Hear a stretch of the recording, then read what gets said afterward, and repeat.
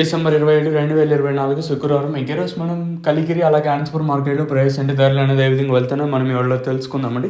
మదనపల్లి ఇంకో అప్డేట్ ఏమంటే ఆల్రెడీ ఉదయం వీడియోలో చెప్పాను స్టాక్ గురించి. మళ్ళీ ఇంకోసారి మాట్లాడుకుందాం. ఎంతో పోల్చుకుని దిగుమతి భారీగానే తగ్గింది.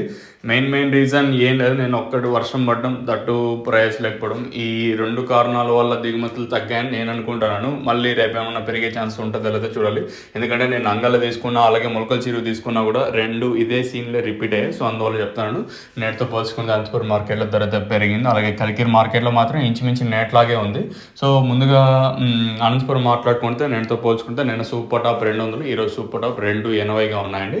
ఇంకా కలికిరి మార్కెట్లో సూపర్ టాప్ 250 నిన్న ఉంటే ఈరోజు కూడా 250 సూపర్ టాప్లు అయితే ఉన్నాయి. వేలంపాట్లు ఎక్కడ కలికిరిలో అయితే ఫాస్ట్ అయితే లేదు, కానీ అనంతపురం మార్కెట్లో పర్వాలేదని చెప్పొచ్చు. నేటితో పోల్చుకుని నిన్నంత స్లో అయితే లేదు. మార్కెట్ వచ్చి అతి భారీగా ధర అయితే పెరగలేదు. కాకపోతే అతి భారీగా దిగుమతి తగ్గింది అది అనంతపురం మార్కెట్లో. సో అందువల్ల ధర అయితే పెరిగింది. కేవలం కొన్ని వేల వరకే, అంటే దాదాపు ఒక 20,000+ అంటే చిన్న బాక్స్ వచ్చి సమాచారం.